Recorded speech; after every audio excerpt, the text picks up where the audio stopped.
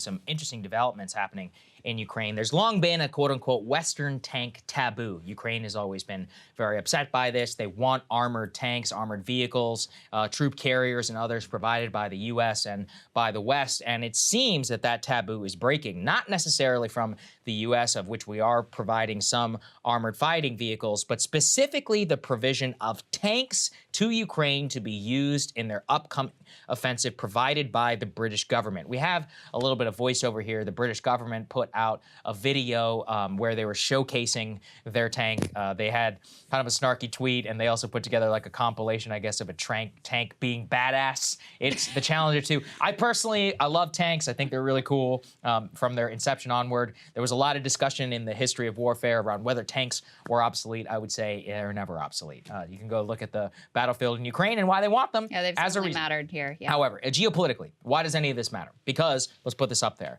Rishi Sunak and the conservative government over there are making an affirmative choice to actually do two things. Number one, provide, obviously, a couple of tanks to Ukraine. But number two is that these 14 tanks are specifically being taken away from the fighting capability of the Western NATO stock, something that the UK itself would use in battle if called to, instead of stuff that we mostly have in storage, weapons, ammunition, more things that can be resupplied much more easier. I don't think it takes a genius to figure out that the supply chain in creating a tank, maintenance, and all that is actually incredibly difficult. Part of the reason why many countries don't have the most advanced ones, even here, our own Abrams tanks. The question around this is this a symbolic gesture, or is this going to make a major strategic difference? Time will tell. I've seen a lot of different military analysts. On the one hand, you got 14 Challenger 2 tanks. That's, decent firepower, but we have to talk about maintenance. What if one of them gets hit? One of them gets hit by a mine? What if, do you have the right mechanics to make sure these are highly specialized pieces of equipment? The electronics, all of that. Obviously, the Russians have a ton of material, but a lot of their stuff has been breaking down. Clearly, Ukraine's been getting stuck in the mud, has not been utilized to its most effect. There's also a big discussion right now around tanks being provided by Poland. There's a big decision point, actually, for the German government, because the Germans providing Poles with the tanks, and the Poles want to give those tanks to the Ukrainians, but they can't do it without the Germans. There's also consternation in Germany right now because their defense minister actually just resigned yesterday, mostly over criticism of Ukraine. I'm not going to pretend to be an expert. A lot of it is the idea that she wasn't serious enough of a candidate to be in the job, though she was very trusted by the chancellor. Overall, provides a big decision point also for the United States, for France, and for other Western countries which do have these tanks. Are they going to take stock of vehicles and other things which are most would say are pretty critical to the readiness of the U.S. military, the UK military, and directly provide those to Ukraine on the battlefield? But the Ukrainians are hailing this as a major victory because the ability to have combined armed force combat and all that and move as a unit, this would lengthen their ability to break through in terms of Russian lines and take even more territory. Right now, they're more limited by how much they can walk. That's been something, kind of a reversion to pre-World War II type warfare. And a lot of the tactics that we developed for World War II and kind of onward in terms of battlefield ones rely very much on tanks and armored vehicles in order to break through a line and then take as much territory of that as possible into the enemy's territory. So it's a significant decision regardless, because it could presage even more tanks that go over to Ukraine. Yeah, I think it's a real open question how much of a difference this makes on the battlefield. I think what is a lot clearer is a couple things. Number one, we continue to up the ante in terms of the types of weapons we are willing to ship. This was a non-starter at the beginning of this conflict. 6 months ago. The idea of the NATO alliance anyone in the NATO alliance shipping tanks was, something that was completely out of bounds. We also are training Ukrainians, which we're going to get to in a moment, on our own Patriot missile system. This was also something that at the beginning of this conflict, we're like, no, that's too far. That'd be too much of a provocation for Russia. So we have seen throughout this conflict the way we increase and increase and increase what we are willing to do step by step by step. And this is a particularly significant step that we and our allies in the UK are taking here. Yes. The other piece is, as you were pointing to, Saagar, and there was a guy named Jack Waddling, Senior Research Fellow for Land Warfare at the Royal United Services Institute, who described this as a hard fork in the road.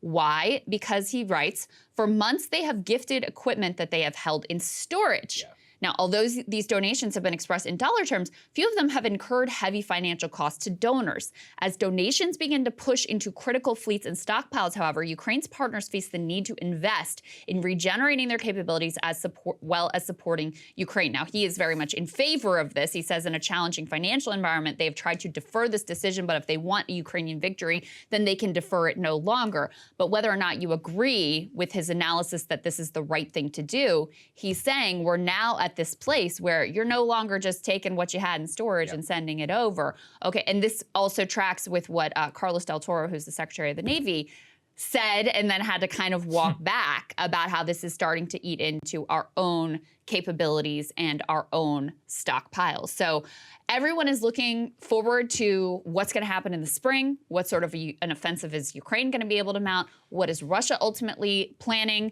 You know, are they going to have another round of conscription? Are they going to be able to sort of get their act together and push forward and reclaim some of the territory that they had lost after they initially took it? Those are really open questions, and the fact that Ukraine has had a lot of the momentum for this entire war does not mean that that will necessarily continue indefinitely. Yeah, and let's go to the next one here. This fits, again, with an affirmative decision to provide more advanced weaponry. The Ukrainians actually just arrived in Fort Sill, Oklahoma yesterday to begin training on the Patriot missile system. Now, let's also be clear. It's going to take a long time for these troops to learn how to use the Patriots. And there's also a lot of questions as to whether they can even do it without the United States. One of the original reasons we didn't want to provide Patriot missile defense systems to the Ukrainians was because it was said by the U.S. military specifically we wouldn't be able to do so without having U.S. troops on the ground to operate them and in order to take care of them. These are very sensitive pieces of equipment. Whether that will remain the case or not, I think we'll all keep our eyes very open. Let's go to the next one here. Why does any of this matter in terms of the tanks and more? Ukraine is preparing for the new offensive right now as Russia and Belarus are beginning joint drills. There's been a lot of questions around Belarus about a potential draft, about potential massing of troops on that side and some sort of dual, like an official, dual alliance against Ukraine beyond just political support for the war. It's complicated, too, by the fact that a lot of Belarusians don't want anything to do with the war in Ukraine, and they specifically don't want to be drafted to fight into it. Will Putin force the government there in order to acquiesce and to join him in some sort of Soviet Union type thing? I have no idea how exactly that would do, especially maybe to try and take some of the pressure off of the front line where it is right now. I think what we do know is very clearly the Ukrainians are doing their absolute best. They're doing forest cleaning. They're doing a lot of drills. But the most significant thing that they remain is clamoring for as much firepower as they can on the world stage. Zelensky at Davos this week making the same case, more weapons, more weapons, more weapons. Here he visited the U.S. Number one message, I needed more, I need even more. You know, even the Patriots is not enough, quite frankly, what he said in his speech. Allegedly, that's what he talked about only with Biden in his meeting. So clearly, they're going for broke in 2023 whenever the fighting season does come and the mud seems to go away. And we're not that far away. We're only a couple of months from seeing some of that behavior actually happen. Yeah, there's a report this morning about how Ukraine and the Russia's war in Ukraine is sort of dominating the discussions at Davos World Economic Forum. Not only is Zelensky speaking, the First Lady, I believe, is there along with a top aide. So they're going full court press, as they always do in terms of what can you give us? We need more, we need more, we need more. Who can blame them?